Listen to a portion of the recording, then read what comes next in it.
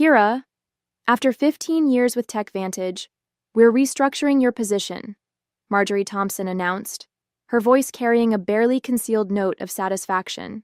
She sat across from me in the small conference room, flanked by Denise from HR, both of them wearing carefully crafted expressions of corporate regret. The company is moving in a new direction, Denise added, sliding a manila folder across the table. Your contributions have been valuable, but we're consolidating the research division under the product development team. I nodded thoughtfully, accepting the folder without opening it. Inside would be the standard severance package: 2 weeks for every year of service, continued health coverage for 3 months, and a list of career counseling resources I would never use. I completely understand, I replied, my voice steady. These decisions are never easy. Relief flashed across their faces. They'd clearly expected tears, protests, or anger. After all, I was a 55-year-old woman being pushed out of the tech industry, where youth was prized above experience. What they didn't know was that I had anticipated this moment for weeks, ever since a misdirected email thread had appeared in my inbox last month. We'd like you to clean out your desk by Friday, Marjorie continued, gaining confidence from my apparent acceptance. We'll need your keycard, company laptop, and phone before you leave. Your team will be notified this afternoon. My team. 6 brilliant engineers I had personally recruited and mentored over the years. The same team that had helped me develop the distributed processing algorithm that now powered TechVantage's flagship product, AccountSphere, accounting software used by over 40% of Fortune 500 companies. Of course, I said, rising from my chair. Is there anything else? They exchanged glances, clearly thrown by my composure. Marjorie recovered first. That's all for now. Thank you for making this professional. As I walked back to my office, I passed the glass-walled conference room where the executive team was meeting. Through the transparent barrier, I could see CEO Victor Lawson gesturing animatedly at a PowerPoint presentation titled Q3 Revenue Projections. The same Victor Lawson who had taken credit for my algorithm at last year's industry conference, referring to me only as one of our research team members. I closed my office door and pulled out my personal phone, sending a single text message. It's happening. Friday is my last day. The response came immediately. Perfect timing, contracts are ready, dinner tonight to finalize details? I smiled as I looked at the calendar on my desk. Today was Wednesday. Friday, I would leave TechVantage for the last time. And Monday? Monday would be fascinating. That evening, I met Gregory Sullivan at Meridian, an upscale restaurant far from TechVantage's headquarters. As the CEO of Precision Systems, TechVantage's largest competitor, Greg knew the value of discretion. He'd reserved a private dining alcove in the back, shielded from curious eyes by elegant Japanese screens. They actually did it, Greg said, shaking his head after we ordered. I suspected they might, but to cut the very person who developed their core technology. Victor never understood what I actually created, I replied, sipping my water. He saw the implementation, the user interface, the marketing potential, but the underlying architecture, that was just tech stuff to him. The irony was almost too perfect. 3 months ago, I discovered the patent application for my distributed processing algorithm had never been filed by TechVantage's legal team. An oversight, they'd claimed when I inquired. They'd assured me they'd handle it immediately. But something about their response had seemed off, prompting me to check the company's internal documentation. That's when I found it. A strategy memo outlining plans to claim the algorithm as company-developed technology without specific inventor attribution. They'd planned to push me out before securing the patent, knowing intellectual property developed by employees typically belonged to the company. What TechVantage didn't know was that I'd already been working on refinements to the algorithm on my own time, using my personal equipment. Those improvements, which dramatically increased processing efficiency by 43%, weren't covered by my employment agreement. I'd quietly filed for a patent under my own name last month, fully documented with timestamps and development logs, that clearly showed the work was completed outside of company time. The patent had been granted with remarkable speed, thanks to Greg's introduction to a top-tier IP attorney. "All the paperwork is finalized," Greg said now, sliding a folder across the table. "As soon as you sign, Precision Systems officially acquires exclusive licensing rights to your patent. The press release goes out Monday morning, announcing you as our new Chief Innovation Officer." I reviewed the documents carefully, though I'd already memorized the key terms: a 7-figure signing bonus, substantial equity in Precision Systems, and ongoing royalties from all products using my algorithm. "What do you think Victor's face will look like when he realizes what's happened?" Greg asked, unable to hide his satisfaction at the prospect. "I'm more concerned about my team," I admitted. "They don't deserve to be caught in the fallout." Greg nodded. "Already addressed. We have positions for all 6 of them if they're interested. Senior roles with significant raises." I signed the final page and closed the folder. In one elegant move, I had secured my future, protected my team, and ensured recognition for my work. "To new beginnings," Greg said, raising his glass. "And to owning your own value," I added, clinking my glass against his. Thursday and Friday passed in a blur of exit interviews, knowledge transfer meetings, and saying goodbye to colleagues. I maintained my professional composure throughout, even as rumors spread across the company. Administrative assistants gave me sympathetic glances in the hallways. Junior developers approached awkwardly, asking if I'd provide LinkedIn recommendations before I left. I documented everything meticulously, every project, every password, every process, knowing full well that TechVantage would soon discover just how thorough they needed me to be. My decision to leave comprehensive transition notes wasn't kindness. It was evidence. Evidence that I had acted in good faith while the company had not. During my final exit interview on Friday afternoon, Denise from HR went through the standard checklist with mechanical efficiency. "You understand that any intellectual property developed during your employment remains the property of TechVantage," she stated, pushing a non-disclosure agreement across the table. "Of course," I replied pleasantly. "Anything developed within the scope of my employment, using company resources during company time." I emphasized those qualifiers slightly, but Denise was too busy checking boxes to notice. "And you affirm you have no copies of proprietary company information?" "I have taken nothing that belongs to TechVantage," I confirmed truthfully. The patent was mine, after all. As I packed the personal items from my desk, family photos, a collection of conference badges marking 15 years of industry events, the coffee mug my team had given me last Christmas, Marjorie stopped by, leaning against my doorframe with artificial casualness. "I just wanted to check that everything's clear for your departure," she said, watching me place items into a cardboard box.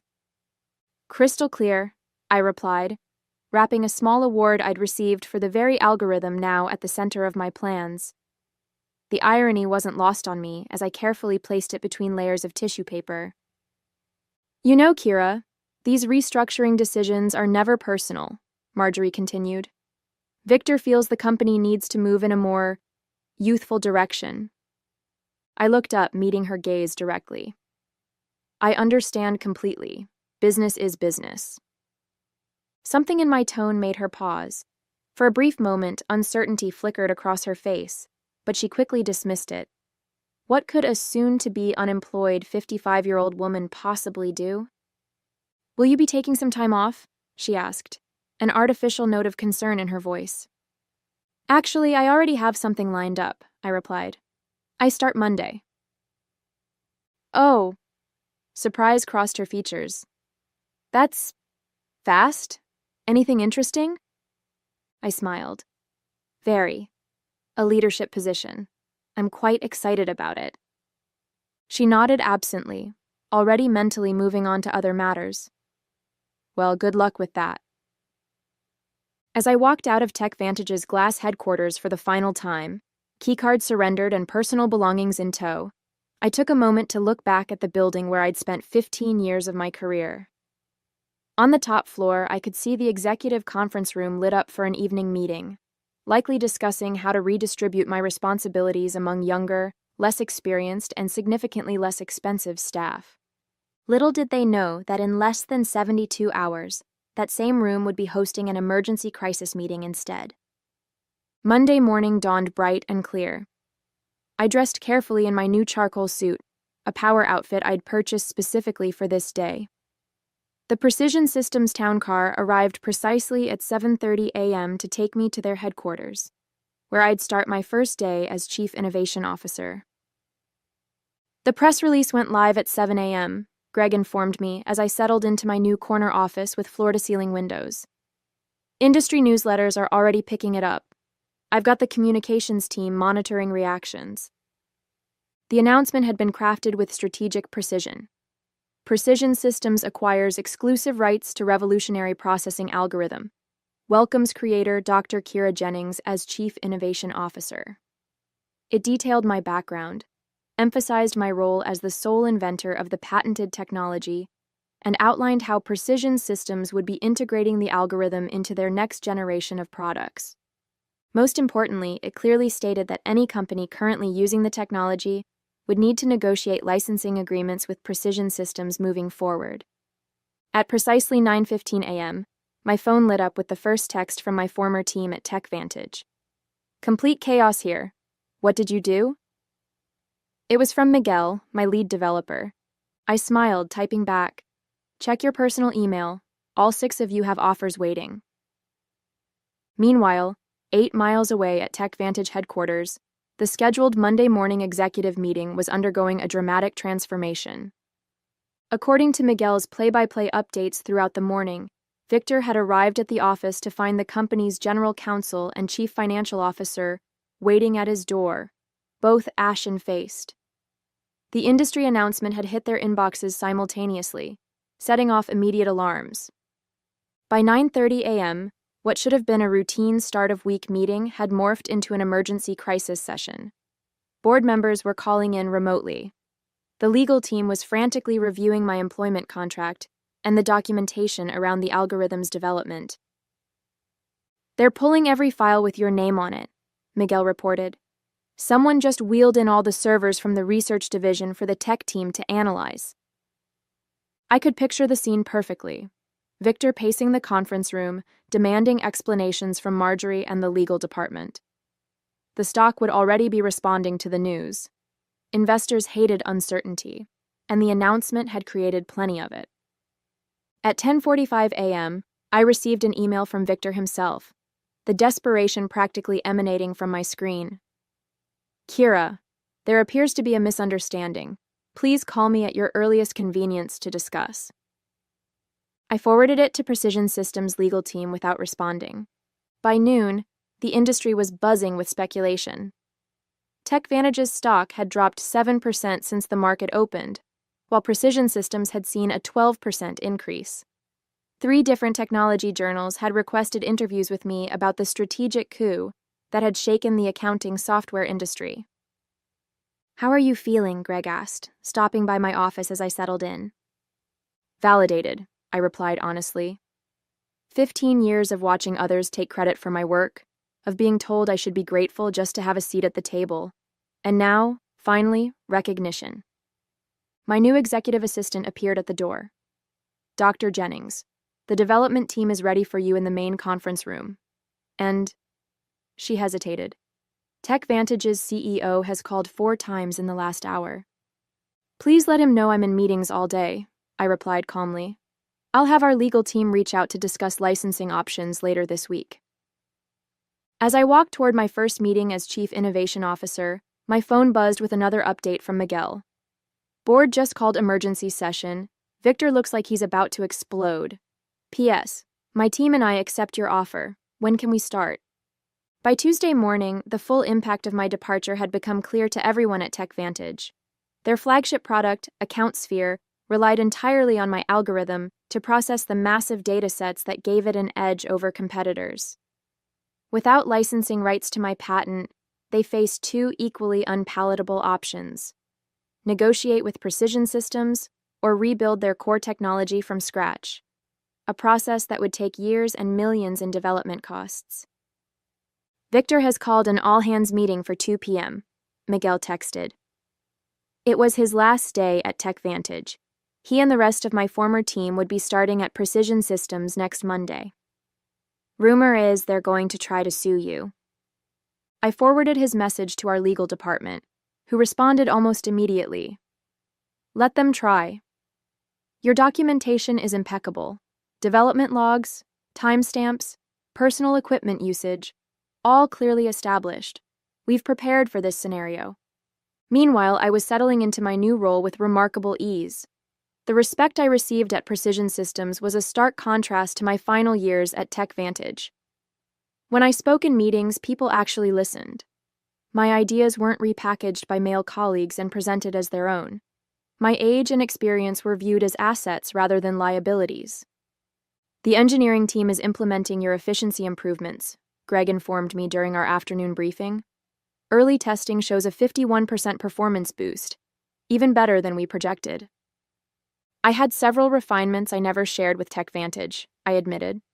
After I discovered they were planning to eliminate my position, I saw no reason to give them my best work. Their loss, our gain, Greg replied with a satisfied smile. Speaking of which, the first licensing inquiry came in this morning.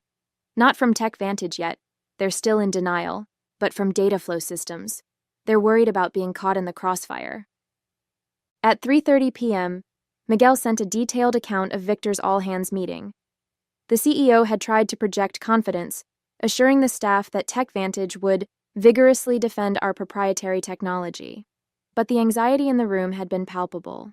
Several employees had already updated their LinkedIn profiles, sensing the company's vulnerability. Marjorie looked like she was about to faint when someone asked directly if they'd failed to secure the patent, Miguel reported. Victor cut the question period short after that. By Wednesday, the industry fallout had intensified. 2 major clients had contacted Precision Systems about switching from AccountSphere, concerned about TechVantage's ability to maintain the product without the algorithm's creator. Our stock had risen another 8%, while TechVantage's continued its decline. I received a call from Denise in HR, the same woman who had slid my severance package across the table just days earlier.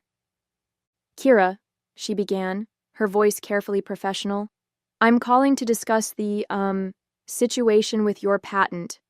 We believe there may have been a misunderstanding about ownership rights. I don't think there's any misunderstanding, I replied calmly.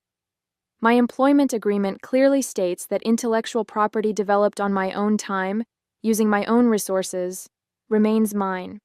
The patent documentation confirms exactly that. Victor was hoping you might consider coming in to discuss options. Any discussions would need to go through Precision Systems' legal department now, I responded. I'm sure they'd be happy to set up a meeting to discuss licensing terms. The silence on the other end spoke volumes. Finally, Denise sighed. I'll pass that along. That afternoon, I led my first formal presentation to Precision Systems' Board of Directors, outlining our technology roadmap with my algorithm at its center. As I stood confidently at the head of the table, not hidden in the back as I had been at TechVantage, I caught Greg's approving nod. By Friday, just 1 week after I had walked out of TechVantage for the last time, the company had entered full crisis mode. Their stock had fallen 23% from Monday's opening bell, triggering concerned calls from major investors. Industry analysts were publishing speculative pieces with titles like, Can TechVantage Survive the Algorithm Crisis? And How One Strategic Blunder May Cost a Tech Giant Everything. Through my industry contacts, I learned that Victor had finally acknowledged the severity of the situation to the board. TechVantage would need to either license my algorithm from Precision Systems, likely at exorbitant rates that would devastate their profit margins, or undertake a complete rebuild of AccountSphere without using any technology covered by my patent. They've started interviewing for a new development team, Miguel informed me during our Friday video call, where we discussed his upcoming transition to Precision Systems. Victor's claiming they can recreate the functionality in 6 months. I couldn't help but laugh. The original algorithm took me 3 years to perfect, and that was with intimate knowledge of the problem space. Exactly, Miguel agreed. Nobody's believing the timeline, especially after your team posted their resignation letters simultaneously. The knowledge drain is massive. That afternoon, TechVantage's attorneys finally reached out to Precision Systems to open a dialogue about potential licensing arrangements. Our legal team, following the strategy we had developed, responded with terms that were technically fair but strategically painful: 3 times the standard industry licensing rate, plus a public acknowledgement of my role as the technology's inventor. They'll balk at the acknowledgement more than the cost, Greg predicted as we reviewed the response in his office. Victor's ego won't allow him to admit he pushed out the person who created their core technology.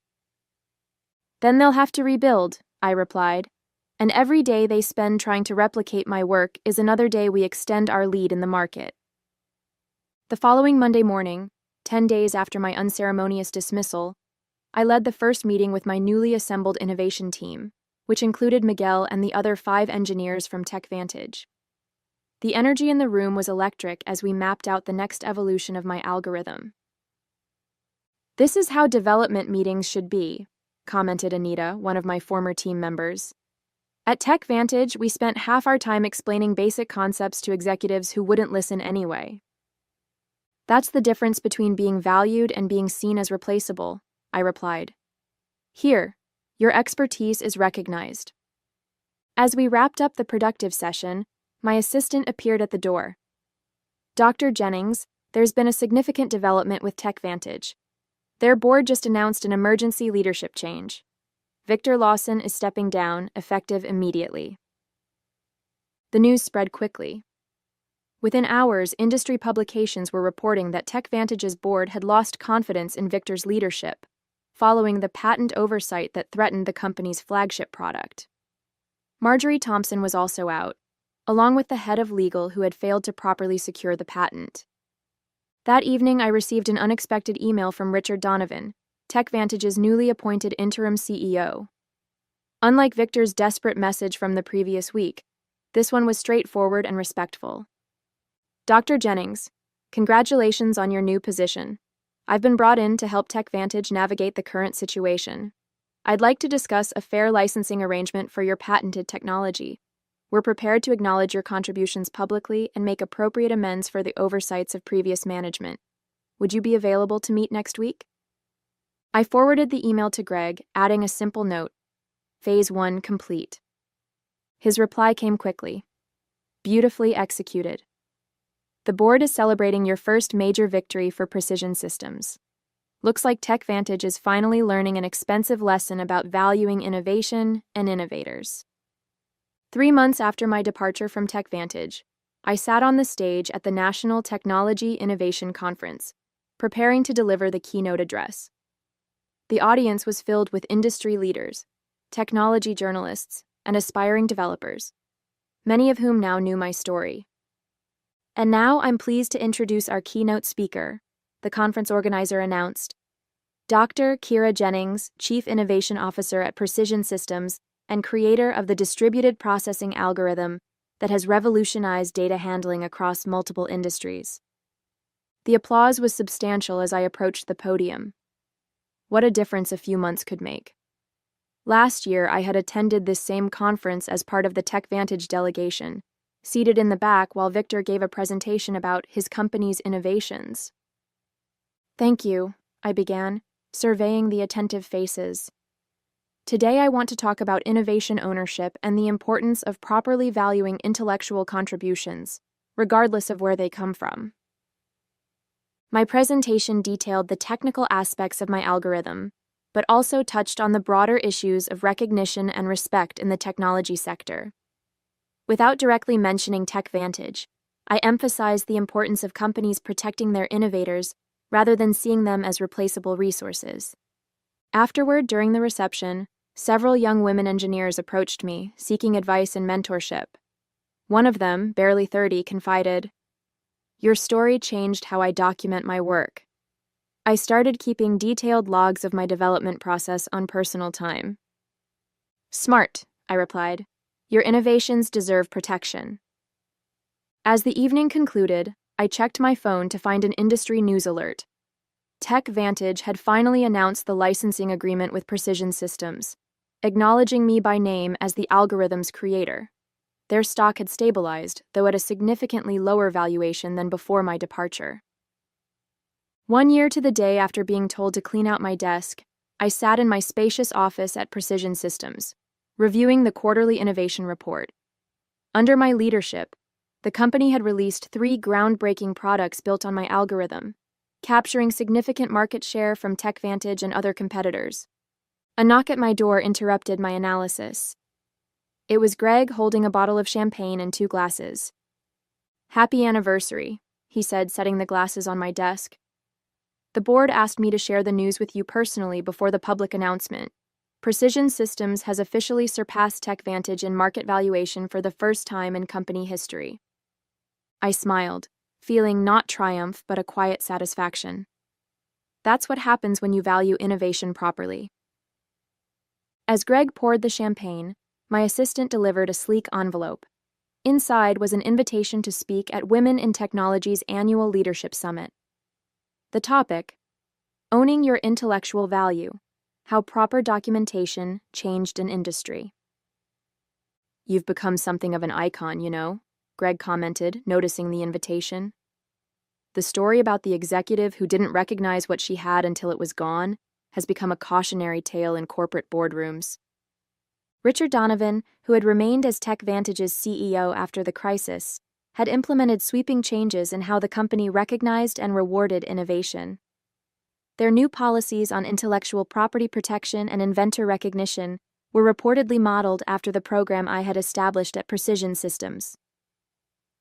"It was never about revenge," I said, raising my glass in a toast.